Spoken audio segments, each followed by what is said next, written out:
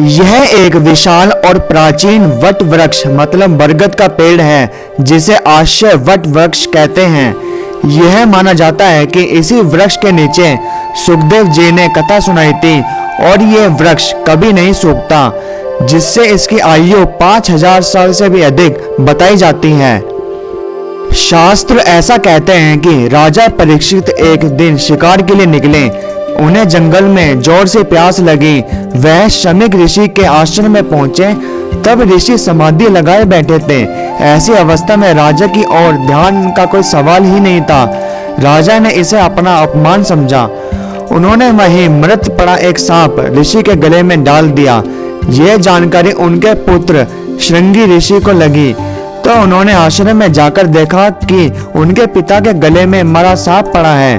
यह देख ऋषि पुत्र क्रोधित हो उठे और उन्होंने श्राप दिया कि जिसने भी ये दुष्ट कार्य किया है उसकी आज से 7वें दिन सर्प दंश से मृत्यु होगी। राजा को जब ये जानकारी मिली तो उन्होंने घटना के बारे में अपने परिजनों को बताया। राजा ने श्राप से मुक्ति के लिए तत्कालीन विद्वानों की सभा बुलाई और उसमें घटना की चर्चा की। विद्वानों ने सलाह दी कि वह किसी विद्वान से श्रीमद् भागवत कथा सुने। राजपाट अपने पुत्र को सौंपकर राजा जंगल में चले गए। वहां अनेक ऋषि मुनि भी आ गए। इसी बीच उधर से विचरण करते हुए परमहंस सुखदेव महाराज वहां पहुंचे। उन्होंने ऋषि मुनियों से इस प्रकार के एकत्रित होने का कारण जाना।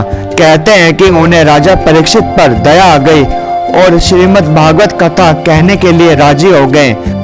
उन्होंने उस वट वृक्ष के नीचे बैठकर श्रीमद् भागवत कथा सुनाई। तभी से यह स्थान एक तीर्थ स्थान बन गया, जिसे शुक्रताल के नाम से जाना जाता है।